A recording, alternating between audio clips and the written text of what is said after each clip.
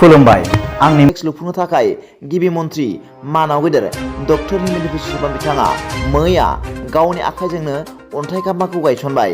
बे हाबाफारियावनो बाहागो लादोंमोन बिटिआरनि गाहाय मावफुं सोद्रोमा मानाव गेदेर प्रमद बर' आरो आसामनि केबिनेट मन्त्रि मानाव गेदेर उरखावग्रा ब्रह्म आरो गुबुन गुबुन बिबानाव थानाय मानिजाथाव सोद्रोमाफोरा बाहागो लायो।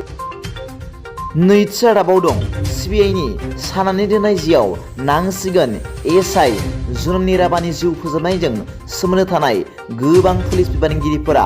खौरां मोननाय बादिब्ला मैया आगुनि एसपि बेदान्त राजख'वा आरो एएसपि लुनानियाखौ सिबिआइआ 5 घन्टा जेरा खालामनायनि उनाव एसआइ जुनमनि राभाखौ बुथारनायनि गोबां फट'फोर सोराङाव फैदों।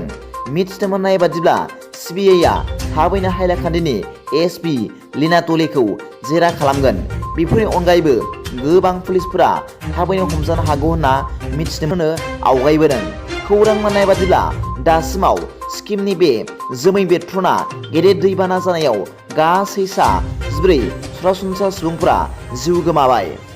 दा बेलासिनि रादाबाव नोंथांमोनखौ आंनि बे चेनेलाव गासैखौबो बरायहरनाय जाबाय। गोजोन्थों। एसेनोसै। जै बर' हारिनि जै।